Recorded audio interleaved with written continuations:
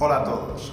Para estar al día e informados de todos los contenidos y webinars de AFM en YouTube, suscribíos y dale a la campanita. Un saludo.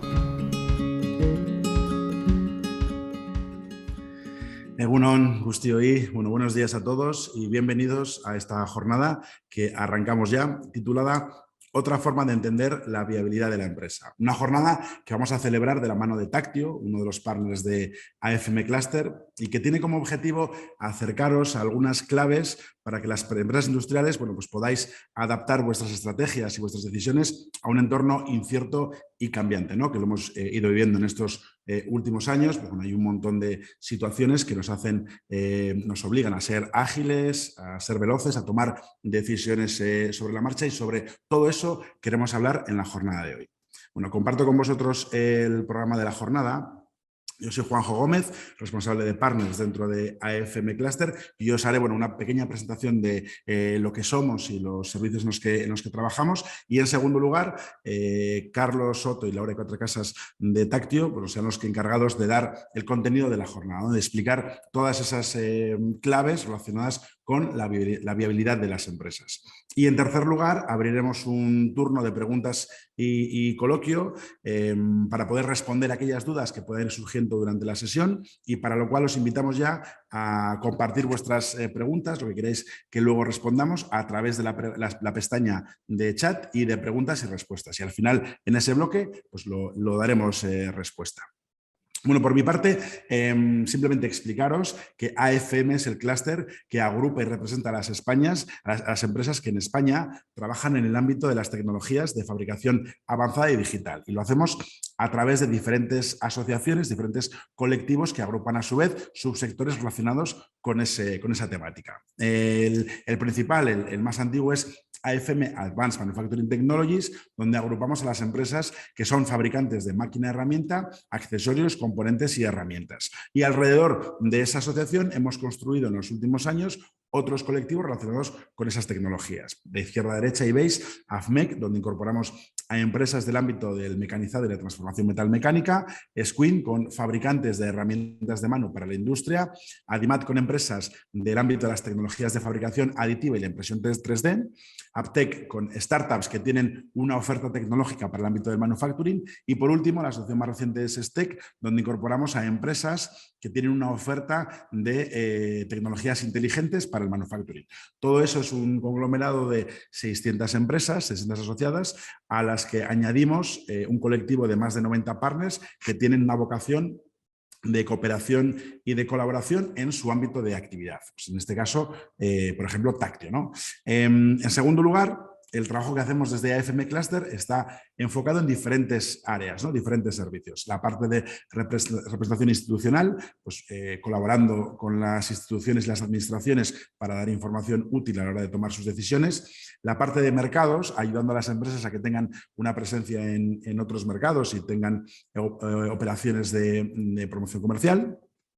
En tercer lugar, el ámbito de tecnología, poniendo en marcha proyectos de colaboración en el ámbito tecnológico entre las empresas, donde también se entronca la parte de seguridad, pues evaluando los riesgos y adaptando las máquinas, los equipos que fabricamos a las normativas vigentes. La parte de comunicación, difundiendo el mensaje en el que trabajamos desde AFM Cluster, y la parte de personas, que es un área fundamental dentro de AFM Cluster, intentando formar y atraer talento para nuestras empresas y para nuestro sector. Además de todo eso, hay dos áreas transversales relacionadas con la parte de cooperación, impulsando proyectos en común dentro de AFM Cluster, y la parte de ayudas, intentando ser un canal que acerque ayudas de las administraciones a las empresas de AFM Cluster. Bueno, para todo esto, cualquier duda que podáis tener, yo os quedo a vuestra disposición. Y ahora ya sí, vamos a pasar a la parte de la jornada de hoy. Entonces, Carlos y Laura, cuando queráis, encended vuestra cámara y vuestro audio. Buenos días, gracias primero Hola, por buenos días. acompañarnos, y os doy la palabra. Muy bien, pues como ha comentado Juanjo, muchas gracias por la introducción. Lo que vamos a ver hoy, como bien dice el título del webinar, vamos a ver otra forma de entender la viabilidad empresarial. Y bueno, yo soy Laura Cuatro Casas, gestora de identidad de Tactio, y él es Carlos Soto, director de consultoría de Tactio también.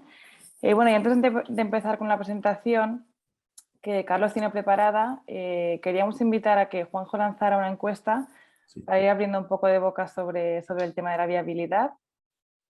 Debería apareceros en vuestras pantallas. La pregunta es la siguiente.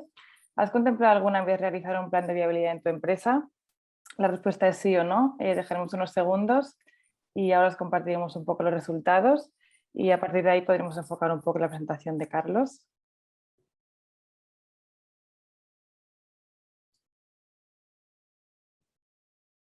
Muy bien, yo creo que ya podemos cerrar la... Aquí tenemos la respuesta. Un 60% de los asistentes sí que contempláis alguna vez realizar un plan de viabilidad en vuestra empresa. Veremos al final de la sesión si estos resultados se mantienen o cambian. Y nada, antes de seguir con tu presentación, Carlos, me gustaría lanzarte una pregunta para ir introduciendo un poco el tema que hoy nos ocupa, que es la viabilidad. ¿Qué es una viabilidad en su sentido más amplio? Buena pregunta. Y un poco atendiendo a la pregunta que hemos lanzado a los participantes de la jornada, precisamente un plan de viabilidad, tal y como lo entendemos en Tactio, ¿vale? Es cualquier situación en la cual identificamos un riesgo de posibilidad de no continuidad de la empresa. ¿Eso qué significa? Eso significa que cualquier situación presente o futura que pueda poner en riesgo la continuidad de la empresa, en algún momento en el tiempo puede llegar a provocar una situación de viabilidad. Una situación de viabilidad al final no se da de la noche a la mañana, es decir, no me levanto con una empresa sana y al día siguiente tengo una empresa totalmente en una situación de viabilidad, sino que es una situación que con el tiempo, ¿vale?, se va autogenerando por falta de control, por falta de seguimiento. Las 4 grandes áreas que nosotros consideramos que pueden ser áreas en una empresa que como consecuencia de continuidad en el tiempo de esa problemática pueden provocar que en un determinado momento ese proyecto llamado empresa entre en una situación de viabilidad, básicamente los podemos englobar en 4 grandes áreas. Al final siempre habrá alguna área o habrá alguna de las problemáticas que vamos a comentar que seguro que nos hemos dejado, porque al final cada empresa es particular y cada empresa tiene una situación que la hace única, y empezando por las personas y acabando por la propia operativa de la organización. Pero bueno, estas 4 grandes áreas serían toda la parte relativa a la parte organizativa, la parte económico-financiera, que es donde muchas veces focalizan la atención los empresarios a la hora de hablar de plan de viabilidad. Una viabilidad no es solo una situación de cierto riesgo en una continuidad económico-financiera, sino que se puede dar en cualquiera de las 4 áreas, ¿vale? En tercer lugar tendríamos la parte estratégico-comercial y en última instancia la operativa. Desde este punto de vista, ¿cuáles podrían ser esas grandes circunstancias en las cuales nosotros podemos considerar que prorrogadas en el tiempo pueden llegar a provocar una causa de viabilidad en una empresa? En primer lugar, dentro de la parte organizativa, pues tendríamos uno de los grandes problemas de la empresa española, que es la carencia de la sucesión en la organización. ¿Cuántos de los empresarios a día de hoy tienen hijos pequeños o tienen hijos que no quieren tener ningún tipo de vinculación con la empresa? Y eso lo que hace es que cuando ellos llega ese momento en el cual tienen que dar ese traspaso de responsabilidad, ese traspaso del mando de la empresa, miran para atrás y no hay absolutamente nadie. Pues este es uno de los grandes problemas que pueden provocar que una empresa en un momento determinado llegue a una situación de viabilidad de no continuidad.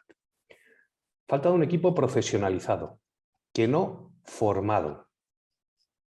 Veremos a qué nos referimos con esto. Es decir, si ponemos un ejemplo que nos puede ser bastante conocido a todos por el sector en el que estamos trabajando, en la industria, en línea general en la empresa, yo no necesito por qué tener un montón de ingenieros al frente de las diferentes secciones.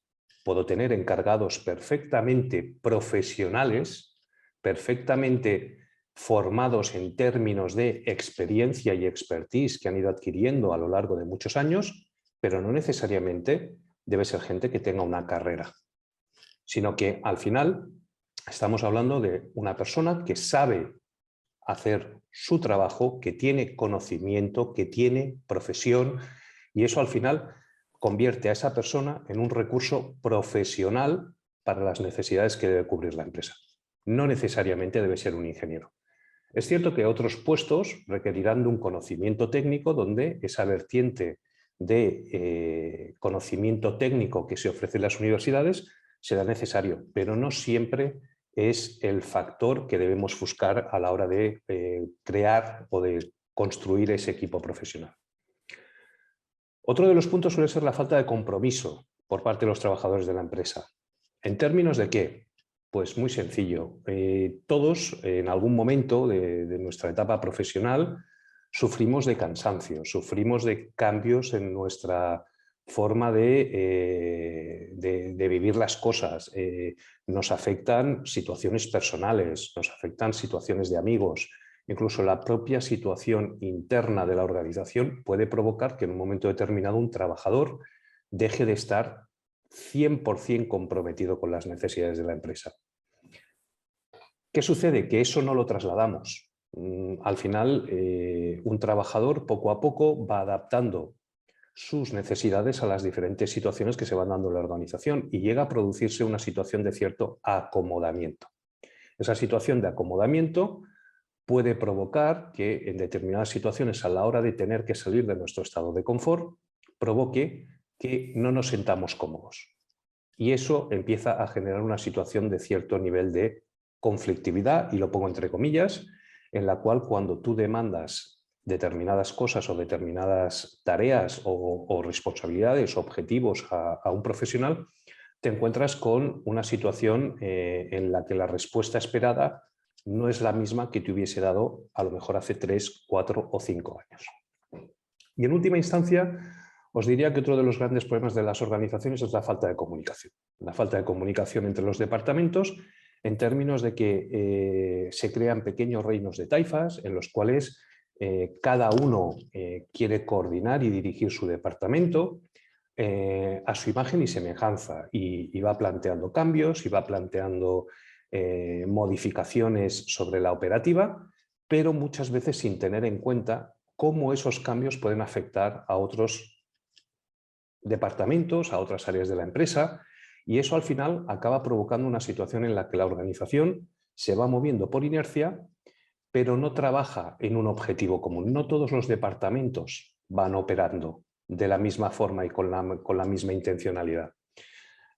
Uno de los grandes factores que solemos trabajar en estos puntos, por ejemplo, pues suele ser el trabajar esos pequeños comités de dirección o esos comités de trabajo interdepartamental en el cual lo que buscamos es que se produzca esa comunicación que unos necesitan para poder continuar ese aporte de valor en toda la cadena de trabajo que se va a realizar.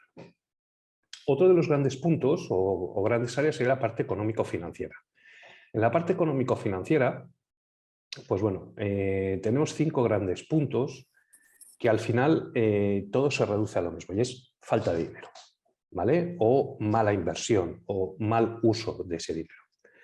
El primero de todos es cuando nos vamos encontrando con unas pérdidas acumuladas, ¿vale? Es decir, un año muchas empresas lo pueden soportar, salvo que sean empresas que están en sus inicios, pero en líneas generales un año malo cualquier empresa lo puede soportar. El problema es, ¿qué es lo que yo hago? ¿Cómo planteo yo hacer ese cambio de tendencia?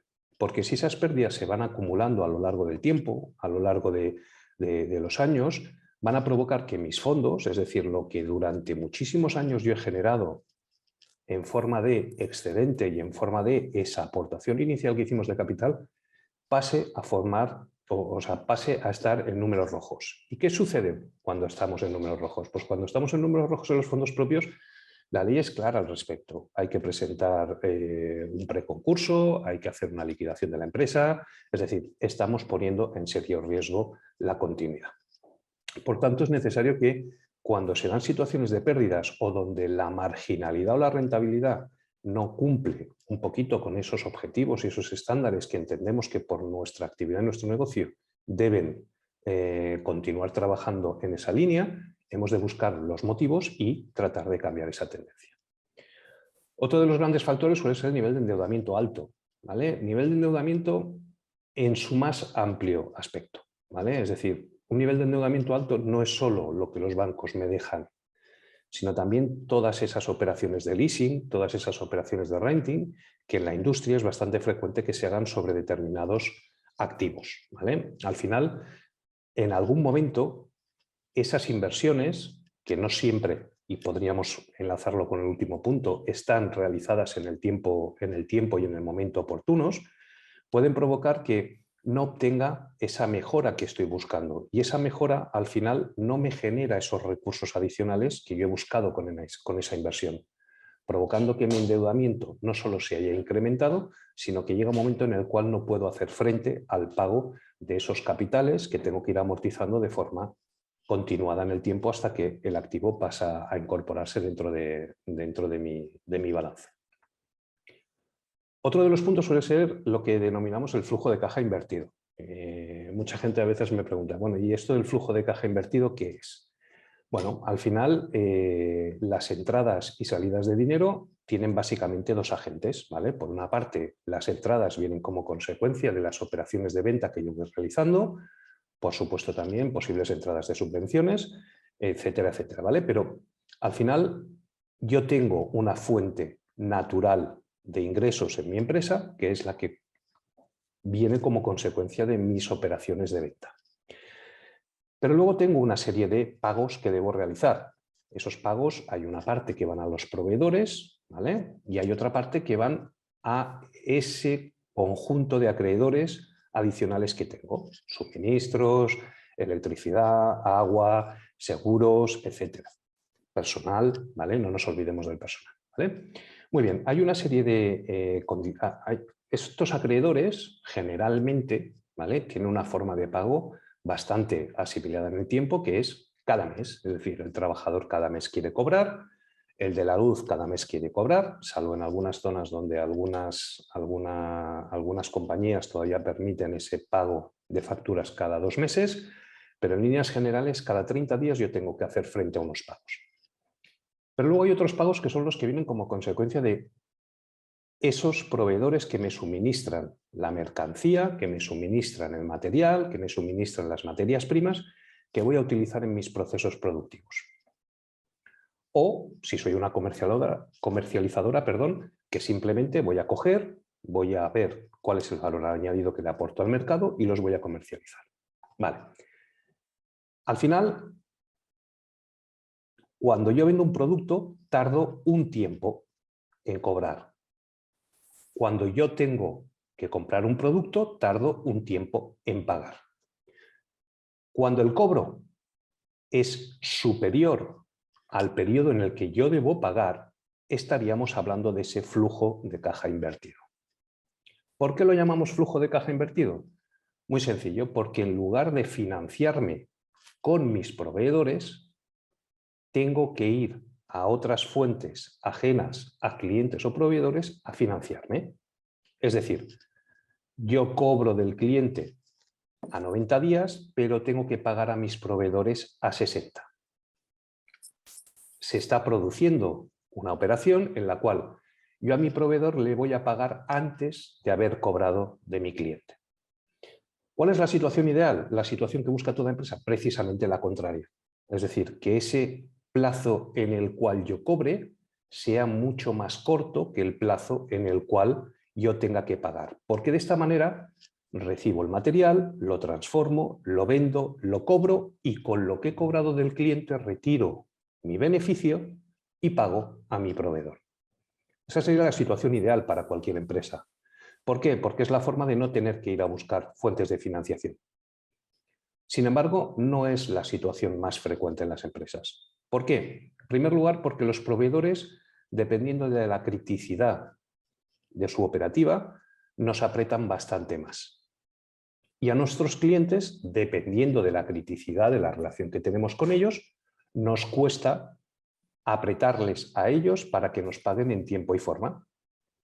Entonces, como tenemos esa famosa frase del cliente siempre tiene la razón, nos encontramos que por una parte al cliente le damos mucha más flexibilidad a la hora de cobrar, perdón, a la hora de pagar, disculpa, y sin embargo no tenemos esa capacidad de poder negociar con esos proveedores. Bueno, pues el flujo de caja invertido es uno de los grandes cánceres que tienen las empresas PYME españolas.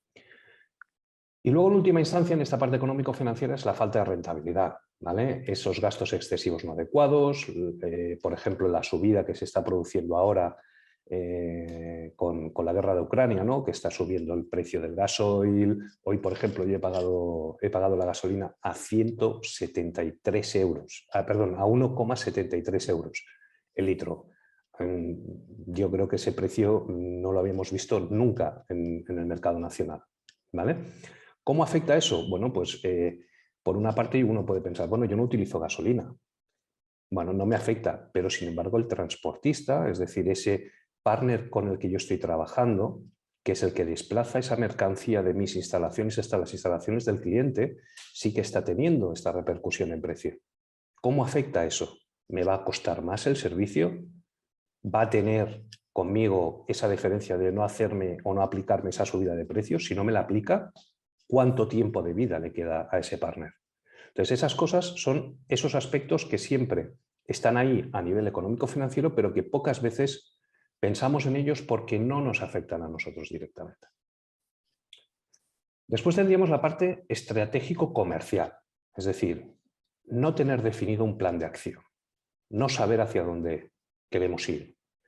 Muchas veces utilizamos nosotros un símil de un barco sin capitán o un barco sin rumbo. Cuando no tenemos un capitán es porque no tenemos al frente a alguien que se encargue de dar las órdenes, de decirle a la organización qué, cómo y de qué manera deben moverse para que ese barco vaya en la dirección que nosotros queremos. Pero antes de ponernos a dar órdenes para que provoquemos ese movimiento del barco, lo primero que tenemos que tener claro es hacia dónde queremos dirigir ese barco.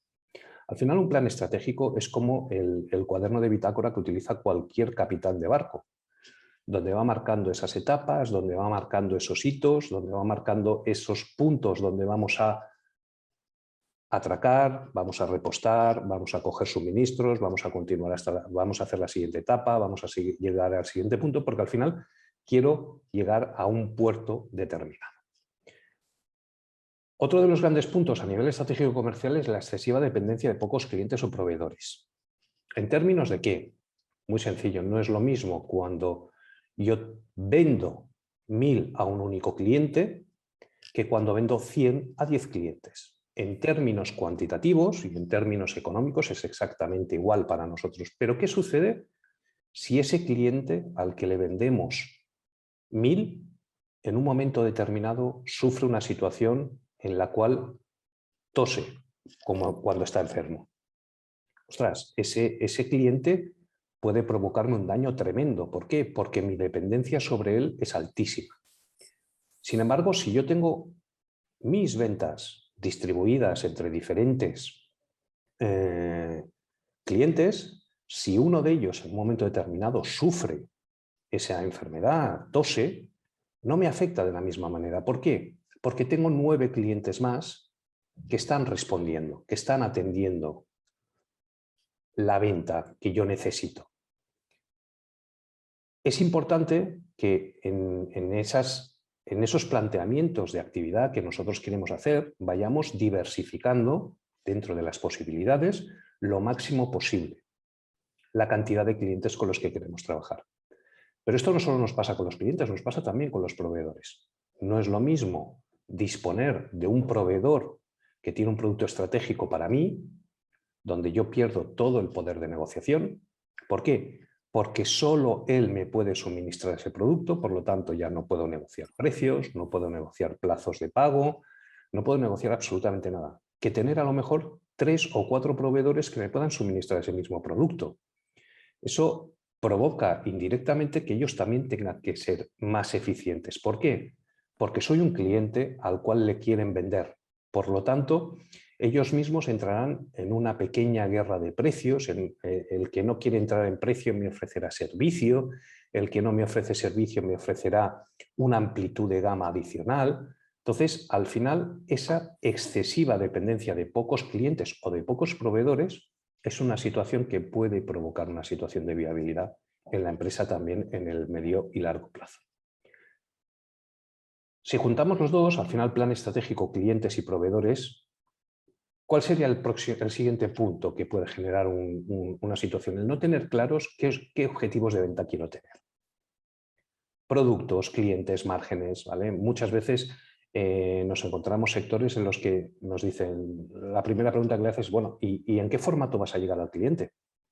No hace mucho, por ejemplo, estuvimos haciendo una pequeña presentación en el sector del aceite y les preguntas, bueno, ¿y cuál es tu cliente final? ¿Cómo llegas a tu cliente? Claro, no es lo mismo llegar a un cliente particular, en el cual sabes que el formato de compra va a ser formato de 1 litro, va a ser formato de incluso de 250, que llegar a un formato de restauración, donde puede necesitar el formato de 250 para dar servicio en las mesas, pero luego en la cocina no quiere el formato de litro, quiere el formato de 5, de 10, de 15 litros. ¿Vale?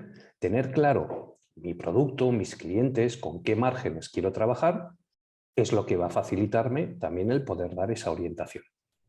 Y en última instancia, la falta de control.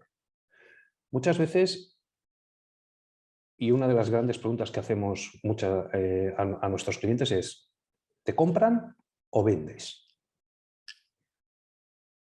Así de primeras la pregunta puede parecer que no tiene gran sentido. Dices, no, yo al final estoy generando, estoy sacando un producto de mi empresa y estoy cobrando por él. Pero no es lo mismo una acción de venta en la que tú ves un esfuerzo de trabajo realizado por un equipo en el cual se va adaptando y va evolucionando a las diferentes sinergias y a las diferentes barreras que se va encontrando en el mercado, que no cuando tú tienes una persona esperando que un cliente le llame para decirle, hoy necesito 5, mañana necesito 10.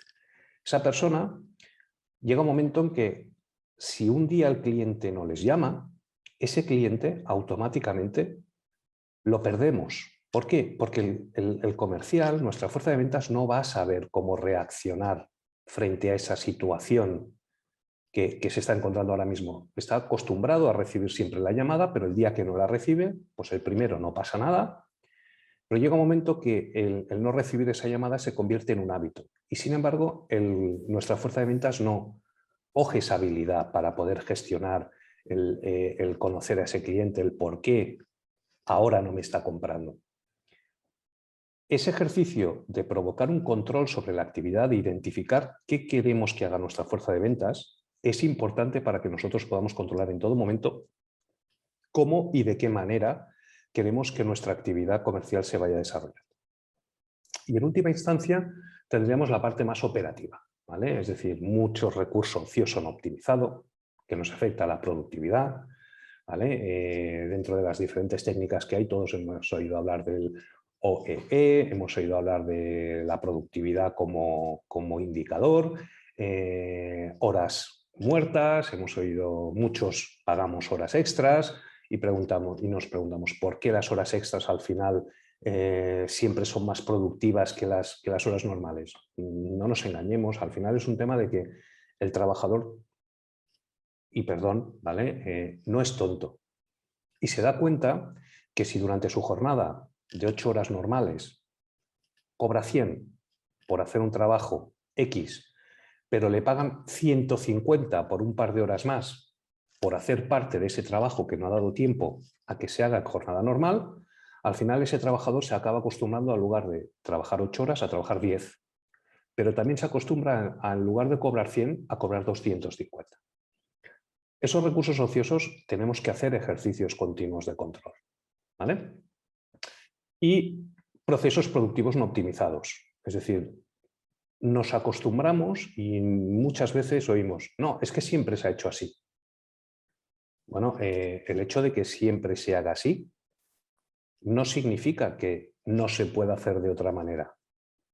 El poder hacer un ejercicio de revisión de los procesos productivos, el poder hacer un ejercicio que nos facilite y que nos ayude a todos a entender qué es lo que se está haciendo y tratar de buscar una opción distinta, que no necesariamente aplicable, es lo que nos tiene que obligar a estar en un continuo ejercicio de querer evolucionar nuestra organización.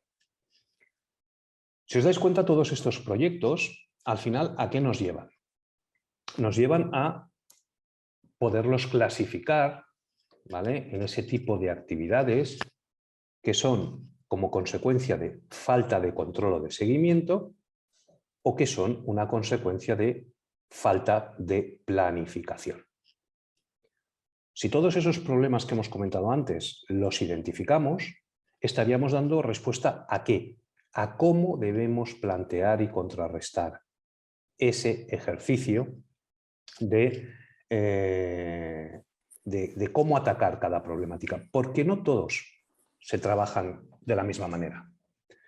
No es lo mismo intentar atacar un proyecto como puede ser la falta de compromiso de los trabajadores, que es una acción consecuencia de una falta de control o de una falta de seguimiento en el cual no hemos ido haciendo una evolución, ¿vale? No hemos ido, nuestro equipo de responsables no ha ido trabajando en esa motivación o en ese ejercicio de identificar esas problemáticas, que la carencia de una sucesión de una organización.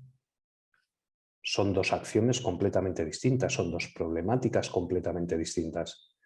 Esto, la identificación de las causas por las cuales cada proyecto, ¿vale?, o sea, cada problemática, perdón, que se va dando en la organización debe ser trabajado de una manera o de otra, es lo que nos va a permitir poder desarrollar tipos de acciones completamente distintas. Todas aquellas que tienen que ver con la falta de control y de seguimiento son acciones que se pueden trabajar en el corto plazo, que se pueden trabajar en menos de 3 meses, que requieren de un plan de acción mucho más contundente en el tiempo. Sin embargo, todo lo que son problemáticas, consecuencia de una falta de planificación, no son acciones que podamos corregir. Es decir, yo no voy a tener un hijo con 18 años que le encante la empresa mañana. Yo no voy a tener a alguien que pueda coger este proyecto si no quiero desprenderme de la empresa mañana. Es un proyecto que yo voy a tener que planificar, es una acción en la cual pues, probablemente analizaré con otros socios si los tengo, o yo mismo, la posibilidad de continuar con la empresa, no continuar con la empresa, de poner al frente un gerente o un director general profesional. Es decir, nos va a llevar a una analítica donde debemos ser mucho más racionales y donde debemos hacer un ejercicio de un pensamiento mucho más profundo.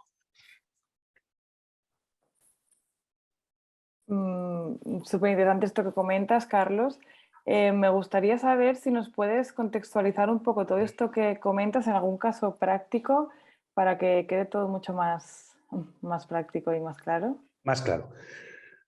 Vamos a intentar coger toda esta parte y llevárosla a un caso real. Es un caso de un cliente del que obviamente no diremos el nombre, pero que sí que os podemos mostrar todo el ejercicio y toda la analítica que se ha realizado con ellos en términos de plan de viabilidad.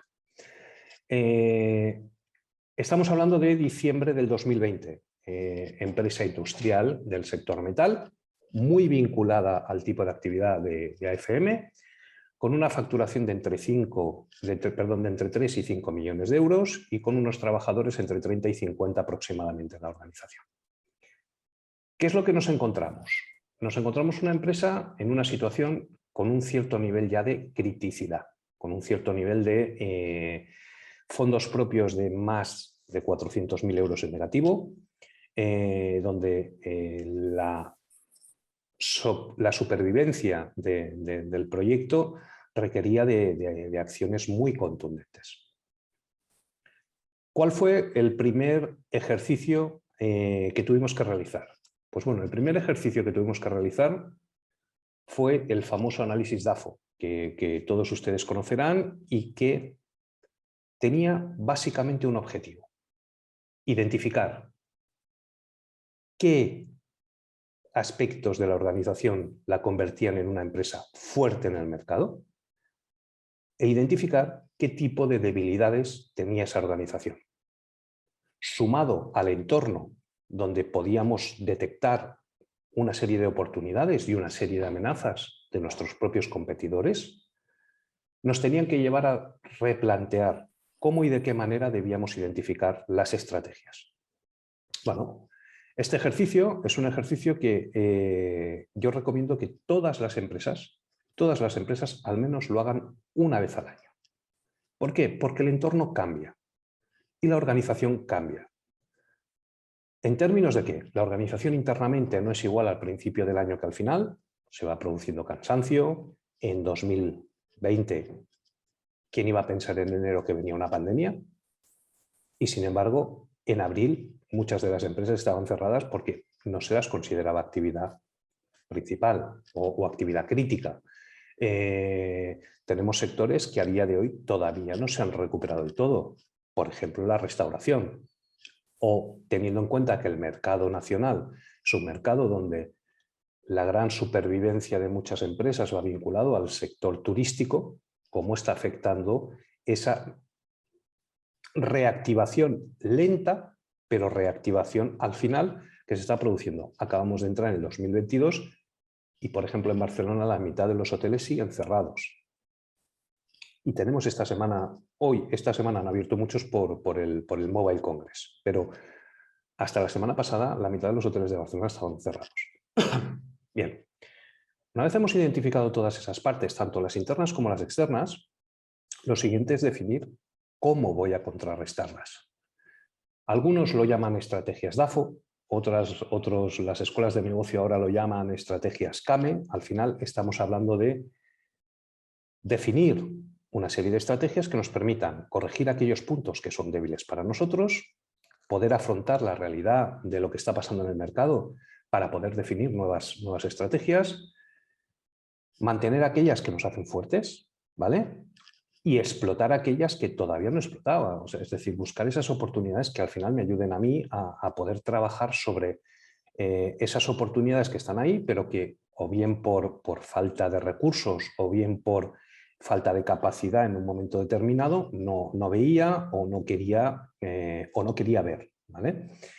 Este ejercicio es un ejercicio que es recomendable porque es, yo os diría, la parte más dura de una viabilidad, porque es el momento en que le abrimos los ojos al empresario, ¿vale? Ni las fortalezas muchas veces son tan fuertes, ni las debilidades muchas veces son tan débiles, ¿vale?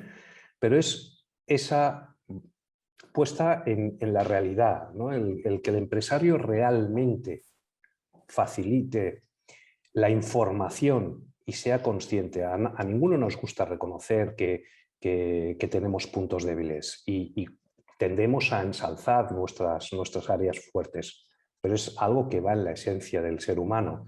Entonces, esto por desgracia lo trasladamos a la organización. Al final las organizaciones son personas y nuestra tendencia como persona es a hacer más grandes esos puntos que me hacen más fuertes, es decir, me creo Superman, pero nunca voy a reconocer que soy el villano, ¿no? el que no tiene esa capacidad para ganar al superhéroe.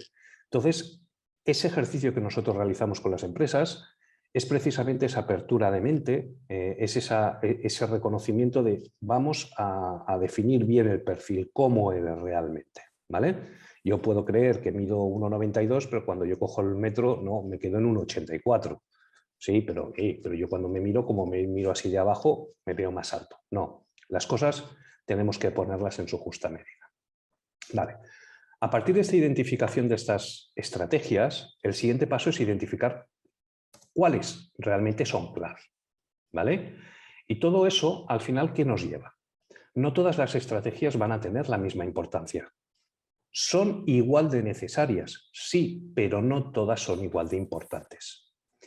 ¿Eso qué significa? Eso significa que a cada una de las diferentes estrategias les deberemos dar una posición de más o menos fortaleza y luego, por supuesto, tratar de darle importancia para poder alcanzar ese objetivo que hemos marcado, para poder alcanzar ese éxito. Este ejercicio, al final, ¿qué es lo que nos hace? Nos hace posicionar nuestra empresa dentro de un entorno de si somos fuertes a nivel externo y fuertes a nivel interno, si somos muy fuertes a nivel externo, pero débiles a nivel interno, es decir, lo que hace es dibujarnos esa fotografía de mi empresa realmente es así. Porque eso es lo que nos va a tener que ayudar a definir el plan de actuaciones. Muy bien, vamos a ver cuál fue el plan de actuaciones en el caso de esta organización. Nuestro punto de partida era 400.000 euros en negativo. ¿Cómo se trasladó eso? Pues bueno, en primer lugar se trasladó en un impacto económico. ¿Por dónde mueren las empresas? Por falta de dinero. Eso se convirtió en hacer un ejercicio de quitar la dependencia de determinados clientes, potenciando la actividad. Una de las cosas que pudimos observar es que en la oficina técnica tenían presupuestos generados por más de 1 millón de euros sin ningún tipo de seguimiento. Hombre, una empresa que factura entre 3 y 5 millones, 1 millón de euros en presupuestos que no se siguen representa 25% aproximadamente de posibles ingresos, de los cuales nadie sabía en qué punto o en qué fase se encontraba ese presupuesto. Por lo tanto, potenciamos la actividad de control. Por otra parte, se tuvo que plantear una reducción de personal. ¿Como consecuencia de qué? Básicamente de subactividad. Es decir, nos encontrábamos con muchísima gente que, cuando le preguntabas qué estaban haciendo, no te sabían contestar. Entonces, en ese momento te tienes que plantear, es decir, tienes que hacer una reestructuración y definir exactamente qué recursos necesitas y cómo los vas a utilizar. Ese impacto se planteó en una identificación de subactividad de más o menos un 25%, plantilla 100% productiva en este caso, que tenía que representar un impacto de 300.000 euros aproximadamente de ahorro en coste. Se creó una bolsa de horas y decimos, bueno, ¿y para qué la bolsa de horas? Muy sencillo. Si yo mando a un trabajador a una actividad y resulta que no trabaja todas las horas, pero la semana siguiente lo necesito para poder acabar una parte de ese proyecto y le digo, escucha, quédate 2 horas más, me encontraba que había semanas en las que el trabajador de su jornada completa había una serie de horas que no era productivo, pero sin embargo esto me forzaba a que en otros momentos, en el tiempo, la semana siguiente o al cabo de 15 días, tenía que pagar horas extras para poder finalizar esos proyectos. Bueno, lo que hicimos fue sentarnos con los sindicatos y pactar la posibilidad de poder generar esta bolsa de horas como parte de un convenio particular en el cual tuviésemos la posibilidad de, cuando no tengo trabajo para ese operario, para ese recurso productivo, poderlo mandar a casa para que esté tiempo con la familia y pueda dedicarse a conciliar, pero la semana que podía utilizarlo o que podía necesitar de él un par de horas más, poder disponer de él sin que eso representase un extra coste para la empresa. Bueno, pues al final esta creación de esta bolsa de horas, es cierto que 20.000 euros no es un gran impacto económico, pero partiendo de la situación en la que nos encontrábamos, la situación, pues todo euro que pudiésemos ahorrar ayudaba de forma considerable. Por otra parte, hicimos una revisión de todos los gastos de explotación. ¿Qué gastos? ¿No? Todos, seguros, teléfono, luz, agua. ¿En términos de qué? Pues mira, uno de los grandes desconocidos para la pyme española es la parte de los seguros. Todos contratamos seguros para poder cubrir esas partes de responsabilidad civil, esas partes de responsabilidad con los trabajadores, y muchos de ellos nos los vinculan a parte de nuestra actividad, a parte de nuestra facturación. Pero ¿qué sucede cuando esa facturación, esa actividad de la empresa cae o cambia? No tendemos a cambiar esos seguros. Muchos trabajamos con seguros de crédito, ¿vale? ¿Para qué? Pues para garantizar el cobro de nuestras ventas. Pero no es lo mismo lo que se paga por una facturación de 4 millones que lo que se paga por una facturación de 3. Si yo no hago esos ajustes, yo no hago esas modificaciones, consecuentemente eso provoca que yo estoy pagando un sobrecoste. Lo mismo nos pasa con el tema de las amortizaciones, ¿vale? Cuando hemos de hacer amortizaciones estamos de acuerdo que no es un gasto como tal, pero generalmente hacemos amortizaciones lineales. ¿Por qué no hacemos amortizaciones por uso del recurso? son cosas que se pueden plantear y los gestores no lo suelen plantear simplemente por un tema de que es más fácil intentar asemejar las amortizaciones a las tablas de amortización fiscal que no el plantear un programa de amortización donde yo le pueda justificar el uso de determinadas máquinas y esas máquinas poderlas amortizar según el uso que le vayamos dando. ¿Vale? Por otra parte, mejoramos la política de aprovisionamiento. ¿Como consecuencia de qué? De que al potenciar mucho más la acción de control sobre la planificación y la producción, conseguíamos un ahorro de un 2% en consumos y aprovisionamientos. ¿Consecuencia de qué, básicamente? Pues muy sencillo.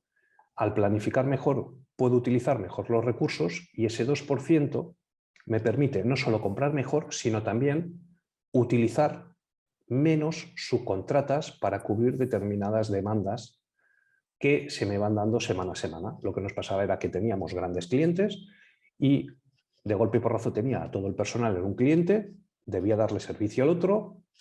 Como no lo habíamos planificado y era algo que surgía de la noche a la mañana, ¿qué hacía? Subcontrataba una empresa que pudiese darle servicio al otro cliente, iba jugando de esta manera con los dos grandes clientes y eso al final lo que hacía era encarecer. ¿Por qué? Porque esa marginalidad que yo tenía se la comía el hecho de tener que ir siempre trabajando en un formato de urgencias. Bueno, poder planificar mejor con los clientes qué tipo de trabajos hemos de hacer en cada momento nos permitía poder plantear ese ahorro en esas subcontratas. Y en última instancia, acortamos el flujo de caja, lo que comentábamos antes, ¿no? Ese flujo de caja invertido, ¿no? Con un impacto de una entrada de 450.000 euros en tesorería. ¿Consecuencia de qué? Pues básicamente la falta de control que había hacía que esta empresa certificase sus trabajos cada 2 meses, en lugar de hacerlo cada mes. En lugar de plantear cada 15 días reuniones con los jefes de equipo de las empresas cliente y ir haciendo esa validación de trabajo.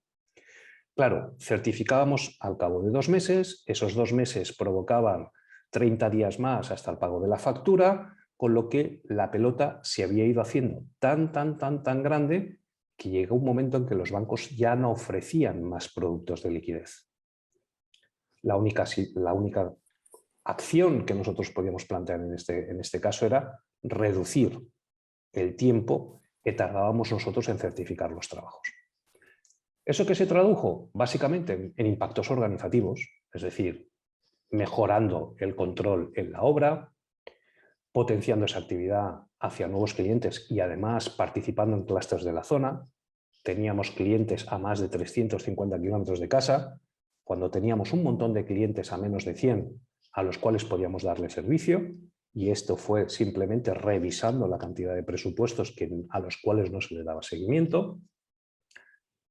Pudimos hacer un ejercicio simplemente con una pequeña mejora en el sistema informático de controlar mejor los stocks. Uno de los grandes problemas era que venían muchos encargados a primera hora de la mañana, cogían material, no lo apuntaban, se lo llevaban y luego nos encontrábamos que iba el siguiente, quería coger un material, lo apuntaba y de golpe y porrazo empezaba a buscar, pasaba muchísimo tiempo buscando material que según el sistema decía que estaba, pero como el encargado no lo había apuntado en el momento oportuno, pues nos encontrábamos con esa dificultad. Bueno, pues con una pequeña mejora en la cual desde los propios teléfonos que llevaban los encargados podían hacer ese albarán de recogida sin necesidad de que hubiese nadie en el almacén, pues mejoramos bastante ese control.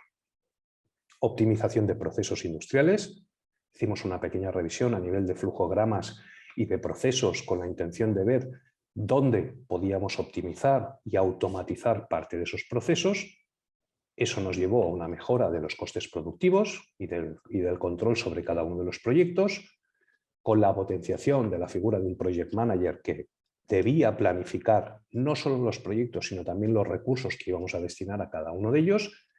Y esto al final se ha convertido en una nueva estructura organizativa mucho más eficiente, donde los diferentes departamentos trabajan de forma mucho más coordinada. Y por supuesto también, no nos vamos a engañar, nos tuvimos que sentar con los bancos, tuvimos que hacer una reestructuración sobre la deuda bancaria.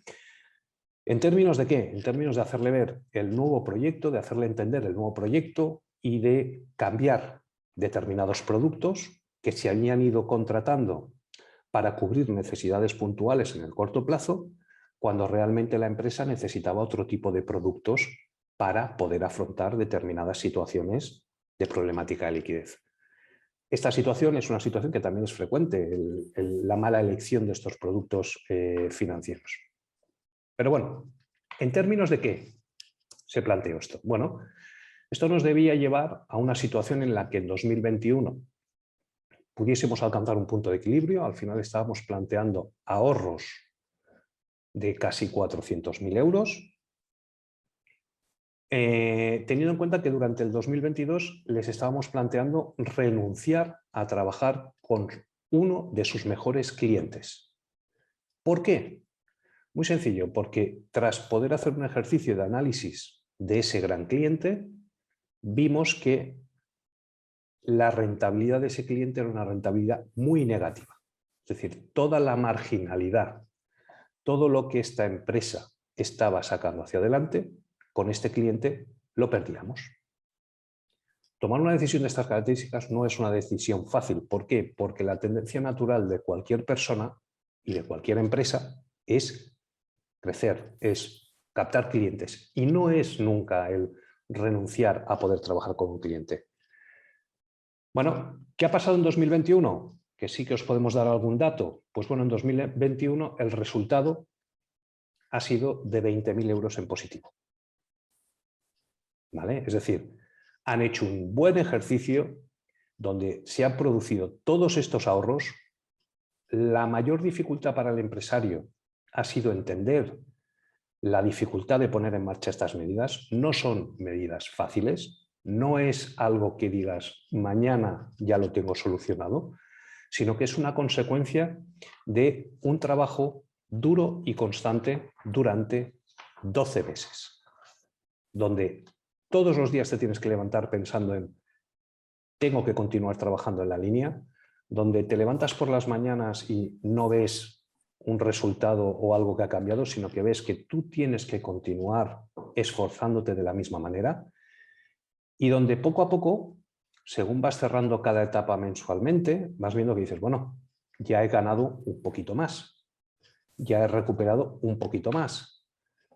El resultado, transcurrido un año, ha sido que ahora en 2021 ya tiene una situación totalmente normalizada en términos de optimización de recursos y de poner las cosas en orden, y 2022 es el año, probablemente va a ser el año más difícil para él.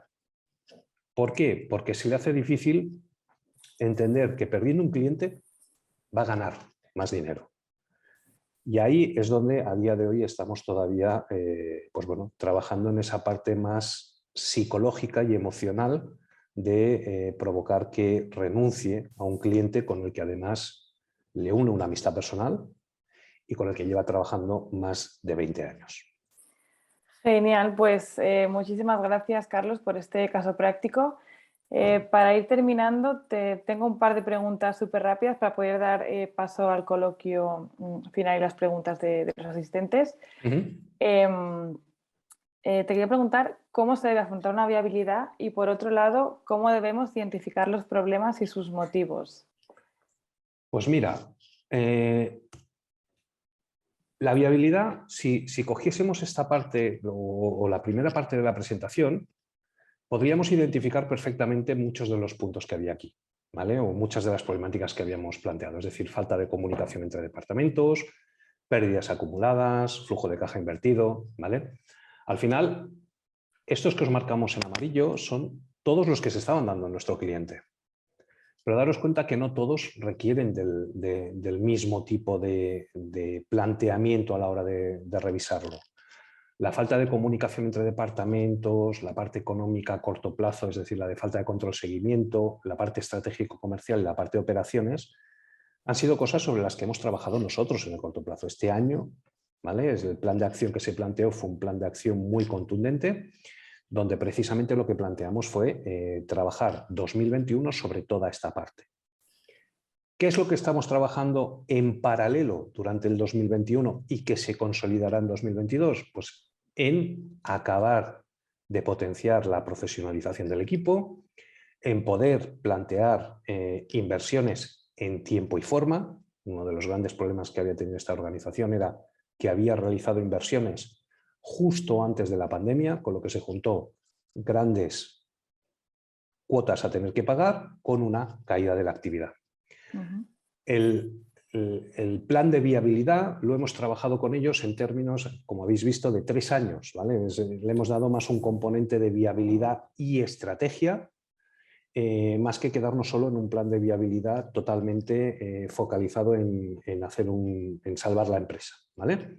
¿Por qué? Porque ellos necesitaban también ver un poquito el horizonte, es decir, el nivel de motivación que tenía el empresario era tan bajo que necesitaba ver que si él hacía ese esfuerzo durante un año, tenía proyecto para los próximos 2. Por eso hicimos una vertiente totalmente optimizada y ya os digo, el mayor problema en este caso como objetivo de venta era renunciar a uno de sus clientes más importantes, ese cliente que además es amigo personal, que además lleva muchísimos años, que le sume un montón de cosas, el renunciar a él, ¿no? Entonces, al final aquí volvemos a lo mismo que comentábamos antes. Es necesario plantear cuáles son las causas que están llevando a esa viabilidad, identificarlas bien y cuáles requieren de un plan de acción a muy corto plazo y cuáles requieren de algo trabajado, ¿vale? En el medio y el largo plazo. ¿Por qué? Porque es la forma de que ambas se vayan autoajustando y se vayan complementando.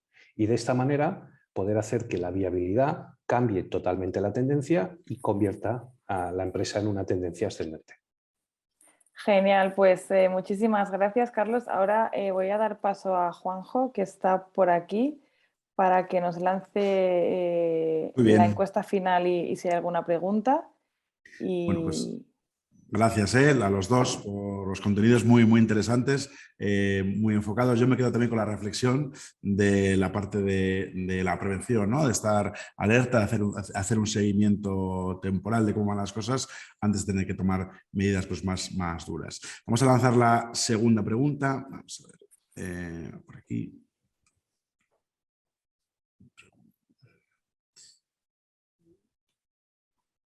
Vale, la lanzamos ahora. Ahí va. Muy bien. La pregunta es, ¿crees que sería necesario desarrollar un plan de viabilidad en tu empresa actualmente? Con las respuestas que nos digan, nos comparto. Y abrimos ahora también el tercer bloque, la parte de coloquio, para que nos enviéis las preguntas que queréis que respondamos. Ya tenemos alguna. Entonces empezaremos por esas. Vamos a cerrar ahora mismo ya la encuesta. Muy bien. Vale, lo cerramos aquí. Compartimos los resultados, ahí los tenéis. Bueno, un 60% ahora creen que no, se han invertido un poco los resultados, un 60% de personas ahora creen que no sería necesario desarrollar ese plan, un 40% sí, no sabemos los motivos, pero en cualquier caso, cualquier duda o sugerencia que tengáis sobre el tema, podéis mandarlo después de la presentación. Muy bien. Vale, pues tenemos algunas preguntas que ya nos han llegado. La primera está referida al concepto de estrategia. Nos decían que es quizá algo confuso. ¿Cómo se debe definir exactamente una estrategia? ¿Qué debe contener y qué no sería estrategia, Carlos? Vale. A ver, esta pregunta nos la hacen frecuentemente en términos de estrategia. Debe ser algo planteado al medio y a largo plazo. Es decir, es ese puerto del que hablábamos al que yo quiero llegar. Y otra cosa son, mal dicho a veces, estrategias operativas. A nosotros nos gusta definirlo más como planes de acción, planes de actuación, que es el cómo consigo llevar ese barco hasta allí. En términos, por ejemplo, de empresa. Objetivo, estrategia. Entrar en Francia. ¿Cómo llego hasta allí? Pues primero haré un análisis del mercado, veré los potenciales clientes, decidiré ir con una expedición o a través de la ayuda de un clúster, deberé formar al equipo comercial en técnicas de venta en el mercado francés. Es decir, la estrategia la tengo definida, tengo claro hacia dónde quiero ir, definiendo qué objetivo. Y a partir de aquí es cuánto me marco como punto de entrada en un país, ¿vale? Es decir, qué objetivo, con cuánto me conformo el primer año, pero lo más importante también es definir si no consigo, esa es la parte que muchas veces nos olvidamos en la estrategia, si no consigo alcanzar esos objetivos de venta que me he marcado, ¿en qué punto tengo que volver hacia atrás? Tengo que retirarme del mercado francés para que no se convierta en ese agujero de ir depositando dinero que se va quemando. Por resumir, la estrategia, tal como la entendemos nosotros, es aquello que tiene un horizonte a 2-3 años. Todo lo demás, mal dicho a veces estrategia, para nosotros no dejan de ser planes de actuación de cómo vamos a conseguir alcanzar esos objetivos, que es lo que va definiendo si voy por la derecha, voy por la izquierda, lo hago por aquí, lo hago por allá. Eso sería la parte que configura la estrategia en términos de estructura, pero la estrategia al final es el objetivo último que he definido al final del camino. Muy bien, gracias, Carlos. Una pregunta más relacionada en este caso con el capital humano, ¿no? Con el talento, con las personas. En el ejemplo que habéis puesto, una de las decisiones pues, tuvo que ser el reajuste de la plantilla.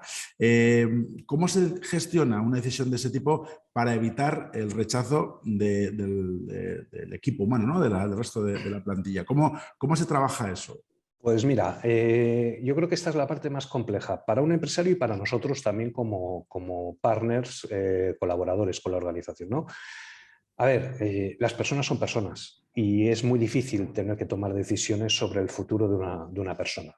Entonces, cuando tenemos que hacer reajustes en capital humano, uno de los ejercicios que nosotros recomendamos y que es parte del trabajo que nosotros hacemos cuando nos toca hacer este tipo de acciones es dejar los sentimientos fuera y buscar la racionalidad. ¿Eso qué significa? No voy a despedir al que me cae peor, si es el mejor trabajador que tengo. En ese momento es cuando se tiene que hacer un ejercicio de coger a la persona y tratar de transformarlas y tratar de verlas a todas como un recurso productivo. Es la parte de sacar esa parte emocional y decir, para salvar esta organización me tengo que quedar con estos recursos que son los que necesito en este proyecto. A partir de ahí, mucha mano izquierda. Si hay representantes sindicales o sindicatos, explicarles la situación, ser claros, ser transparentes, que entiendan que si no se toman esas medidas no es que puedan ir 5 fuera, es que se puede cerrar la organización y entonces estamos jugando no con 5 familias, sino a lo mejor con 60. Y eso es la parte que muchas veces es más difícil de explicar. Y es la parte en la que el empresario le cuesta más tomar esa decisión porque además generalmente sueles tomar decisiones de gente que la contrataste tú en un momento determinado, que la incorporaste. Hay un vínculo, es evidente. Y el vínculo existe. Esa parte es la parte más dura. ¿Se puede decidir qué? No, en ese momento es la parte en la que hemos de ser más racionales. Luego nos encontramos con las situaciones personales, ¿vale? Con las situaciones familiares de cada uno. Pero bueno, esto es como al final, ¿no? Ante la igualdad de 2 candidatos, ¿con cuál me quedo? Pues me tengo que quedar con el que entiendo que me va a aportar más, no solo en términos de conocimiento, sino en términos de valor, de relaciones humanas. Aquí nos pasa exactamente lo mismo. Si ante 2 situaciones iguales me encuentro una persona, un trabajador con mucha familia y un trabajador soltero, pero ambos me pueden aportar el mismo valor, aquí, por sentido común, tirarás al lado de la familia, ¿vale? A ese trabajador que tiene una familia. ¿Por qué? Porque entiendes que estás aportándole más valor a un volumen de personas más importante. Hacer ese ejercicio es complejo, no es fácil. Y no es fácil tampoco para nosotros, ¿vale? Lo que pasa es que es cierto que nosotros no tenemos ese vínculo emocional con toda la organización de tanto tiempo. Es mucho más justo, nos facilita algo más el poder tomar una decisión así. pero sigo diciendo que no es una situación fácil. Claro, sí, sí. Y también relacionado con esto, comentabas cómo puede cambiar un poco ese vínculo, ¿no? El compromiso del trabajador con el proyecto. ¿Hay alguna recomendación, alguna regla para afrontar, bueno, esa falta de compromiso, un descenso en la motivación por parte de los trabajadores? Mira, yo te diría que, y además es uno de los grandes problemas de los que adolece ya no solo la pyme, sino todas las organizaciones, y es la comunicación, ¿vale? ¿Cuántos a día de hoy podemos decir que sabemos cómo se encuentra nuestra organización? Yo te diría que pocos. ¿Por qué? Hablamos poco con ellos. No identificamos las motivaciones. Muchas veces pensamos que por pagar un poco más vamos a tener a un trabajador más motivado, cuando a lo mejor es un trabajador que le une una pasión. A mí me ha pasado, yo he trabajado muchos años en el sector de la automoción y mi pasión eran las motos y llegó un momento que lo odié. ¿Por qué? Porque era mi pasión y mi trabajo a la vez. ¿Qué es lo que me motivó? Cambiar de sector para poder volver a vivir mi pasión, ¿vale? Y entonces el poder compartir con un trabajador y el mejor regalo que me hizo fue mi jefe en ese nuevo sector invitándome otra vez a ir al circuito de Barcelona a ver las motos, ¿no? Y ahí me volví a conquistar. No necesitaba más dinero. En ese caso yo esa necesidad la tenía cubierta, ¿vale? Y muchas veces no identificamos qué necesidades son las cubiertas, qué es lo que realmente motiva a una persona. Ese trabajo es un trabajo que requiere de tiempo y de esfuerzo, no solo por parte del empresario. Si hay una persona de recursos humanos, debe conocer, debe invertir tiempo en trabajar con las personas, en saber qué es lo que motiva a un trabajador al final para venir a trabajar. De la misma forma que las empresas hacen sus estudios para saber por qué uno va al Mercadona a comprar y otro va a Carrefour, ¿vale? ¿Es por un tema de proximidad? Sí, o es simplemente un tema de que en uno encuentro primeras marcas y en el otro no encuentro, ¿vale? Al final, el conocer, el mismo ejercicio que se hace para conocer al cliente, debería hacerse para conocer al trabajador. Solo de esa manera podemos hacer que el trabajador, podemos llegar a ofrecerle al trabajador la motivación que necesita. Y que se identifique con Efectivamente. Muy bien, bueno, pues Carlos, Laura, yo creo que no nos queda ninguna pregunta más. Sí, nos ha entrado una, os la voy a leer. Soy Antonio Cordón, socio de Luceplast, una pyme. El emprendedor tiene empuje, tira del carro, el personal son buenas personas, trabajadores no puedes exigirle más que salario digno y ofrecer los derechos, pero en algunos casos existe acomodamiento. Es suficiente con 4, 5 u 8 horas. ¿Cómo sensibilizaríais al personal en caso de un pico de trabajo que representa una oportunidad muy importante? ¿Por qué la legislación no permite realizar más de una hora extra o depende de los convenios?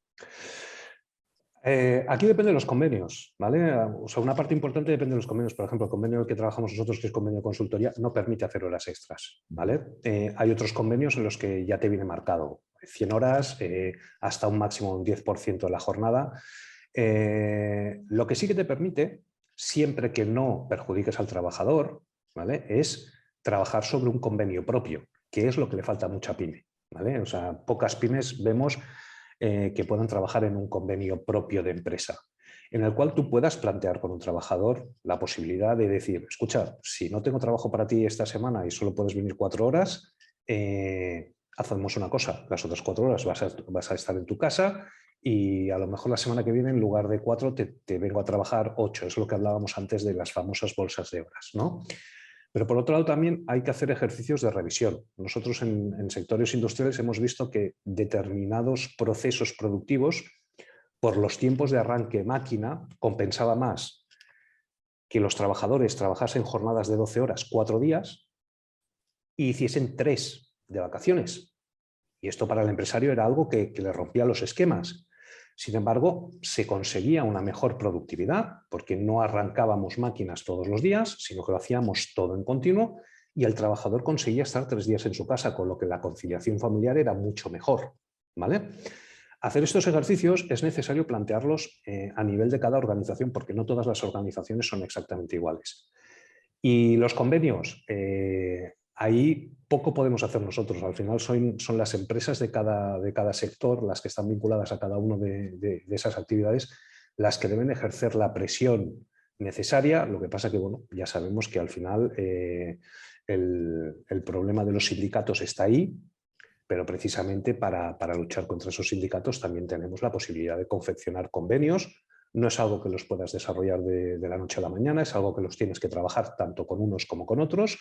Pero si al final el trabajador se siente mejor pagado en todos los términos, tanto en términos económicos como en términos emocionales, ¿vale?